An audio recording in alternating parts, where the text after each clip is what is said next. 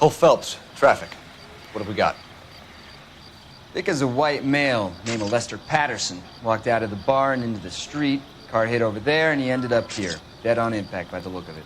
It all started with a game. It's always a game, isn't it? The moment she walked into my office, I knew she was trouble. The pretty ones always are, and she was about the prettiest little thing I'd ever laid eyes on. "What's your name?" I asked, between drags on my cigarette. Her answer was low and breathy, like a quiet prayer. L.A. Noire. I had no idea what I was getting myself into. Kidding me? Been doing this job 23 years, son. No one's ever laughed at one of my jokes. He was stabbed to death? Long, sharp knife, length of a bayonet. We found a knife in the alleyway.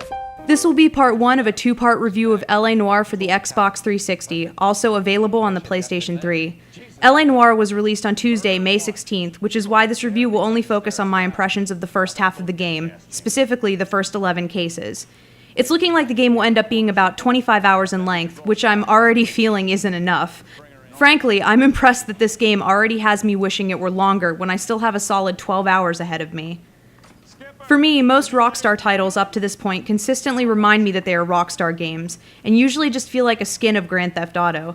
That doesn't mean they haven't been putting out quality titles, you just always know when you're playing a Rockstar game. L.A. Noire felt like a bigger step outside of their normal design and honestly feels like nothing I've ever played before. It's probably due to co- and mostly main developer Team Bondi.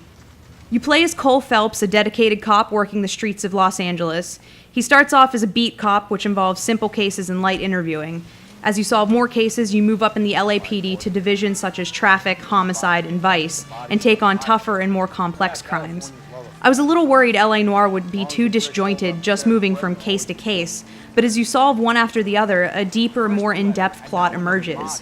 When solving a crime, you investigate the crime scene, take notes on important people, travel to various locations, and interview suspects and other people of interest. During interviews, you ask questions based on information you've received via clues, and determine whether the answer you're given is a lie, the truth, or that there's more they aren't divulging. Deciding correctly will unlock more clues that can aid in solving the case and putting the right person behind bars. I worried that there isn't much of a happy medium between this being too difficult to properly deduce based on facial expressions, and too simple because of a lack of faith in the 3D models. I should not have doubted Rockstar and Team Bondi on this. You're being economical with the truth, Lorna. You want to back that up, little man? You increased the premium on Lester's life insurance. I think Rockstar put all of their eggs into the right basket. Team Bondi headed up the facial mapping done on characters, which is integral to a successful execution of the entire concept of the game. I believe that whereas video games were existing in the uncanny valley for so long, we're starting to see character designs that are taking us out of that realm. I love that I can tell when an NPC is uneasy, not just because his eyes are darting everywhere, but because he's swallowing frequently and has a slight twitch. I love that when a character speaks, his or her inflection is exactly reflected by the 3D model. I am massively enamored with L.A. Noire. I was drawn in and allowed myself to be immersed based on the fruits of Team Bondi's labor. I think you're in an unhappy marriage, Lars. I think you're lying, and you would like to get it off your chest. Right now, I'm impressed, but I'm only halfway through L.A. Noire, so I don't know how I will feel by the end of my next review.